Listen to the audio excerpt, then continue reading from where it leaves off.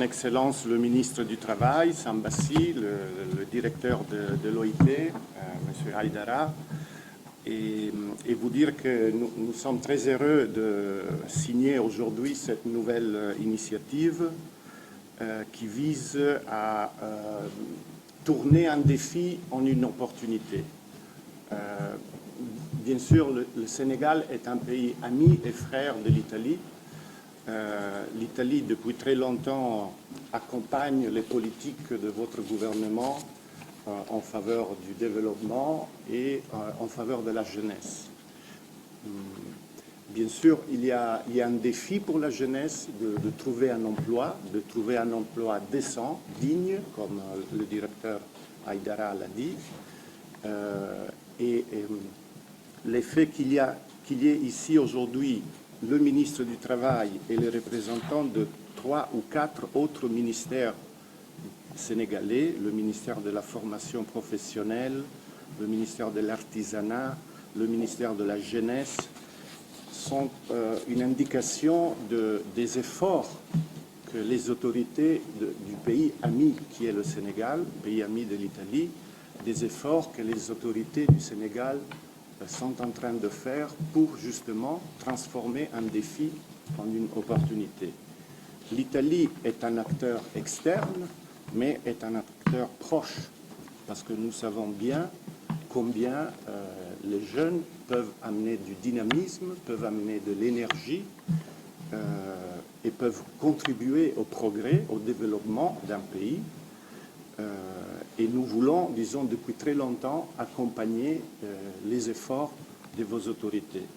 Je crois que c'est très important aussi la présence ici aujourd'hui d'un représentant du secteur privé, parce que d'après ma petite expérience, les gouvernements ont la responsabilité de mener les politiques, de créer le cadre juridique pour que les jeunes aient la formation professionnelle et les qualifications. Mais les gouvernements, sauf dans les systèmes autoritaires centralisés, mais les gouvernements ne créent pas les emplois. Ce sont les entreprises qui créent les emplois. Donc c'est très important de travailler ensemble avec le secteur privé pour que, encore une fois, ce qui apparaît un défi puisse devenir une opportunité. Nous travaillons en partenariat avec l'OIT depuis très longtemps. Il y a eu plusieurs collaborations pour promouvoir des pratiques de travail décentes, pour renforcer la formalisation du secteur privé. Ça, ce n'est pas un défi seulement du Sénégal, c'est un défi aussi du pays que je représente. Si les entreprises sont formalisées, il y a un avantage pour les employeurs, il y a un avantage pour les employés, il y a un avantage pour les caisses de l'État et comme le ministre le disait avant, il y a un avantage pour l'avenir parce que si on formalise le travail et on donne les contributions aux caisses de retraite, à la fin de la période de travail, on peut récupérer ce qu'on a versé. Si on n'a pas de formalisation, tout ça ne correspond pas au droit et à la dignité du travail individuel pour les jeunes, pour les hommes et pour les femmes. Ce projet fait la suite d'autres projets. Moi, je n'aime pas tellement les acronymes, mais il y en a déjà eu d'autres qu'on a fait avec le ministère de la formation professionnelle pour l'insertion professionnelle. Il y a un autre projet qu'on va bientôt finaliser qui concerne la territorialisation des politiques. Parce que comme dans tous les pays, il y a un autre défi qui est celui de l'équilibre territorial. Dans tous les pays, disons, la capitale, que ce soit politique ou que ce soit économique, attire beaucoup de jeunes, attire beaucoup de populations. Et il y a un risque que dans les zones rurales, il n'y ait pas assez d'opportunités d'emploi. Donc, une des priorités du gouvernement italien est d'accompagner les efforts de votre pays pour territorialiser les politiques, c'est-à-dire que dans toutes les régions de votre pays, il y ait des opportunités d'emploi décents. L'Italie est aussi un membre de l'Union européenne et nos efforts vont aussi dans la direction de travailler avec les autres pays de l'Union européenne Il y a un slogan maintenant qui s'appelle la Team Europe, c'est-à-dire concrètement de mettre ensemble les efforts, les ressources des différents pays de l'Union européenne pour des actions convergentes et cohérentes.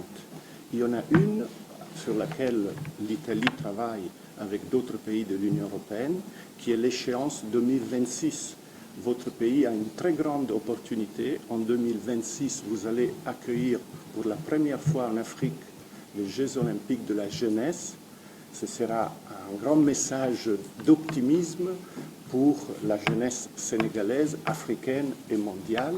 Mais il faut y arriver préparé. C'est pour ça que notre agence de coopération avec d'autres pays de l'Union européenne travaille sur toute la filière, que ce soit la formation professionnelle, les qualifications, les habilitations professionnelles et bien sûr l'insertion, parce qu'après avoir fait des efforts de qualification et de formation, il faut bien sûr trouver un emploi et encore une fois un emploi décent. Nous travaillons beaucoup avec tous les ministères qui sont représentés ici et donc, encore une fois, je voudrais dire que nous sommes contents de ce projet. Comme il a été déjà dit, le projet vise à appuyer un instrument de politique active de l'emploi, c'est-à-dire la Convention nationale État-employeur, et dans le cadre des réformes envisagées par le plan Sénégal émergent. Et donc, nous voulons soutenir et accompagner les efforts du gouvernement sénégalais. Je voudrais aussi dire que l'Italie est en train de finaliser un programme pluriannuel de partenariat pour la période 2024-2026, donc pour les 3 prochaines années. Et nous sommes convaincus que les questions relatives à l'emploi, à l'appui au secteur privé vont être encore une des toutes premières priorités de nos efforts de collaboration avec votre pays. Merci de votre attention.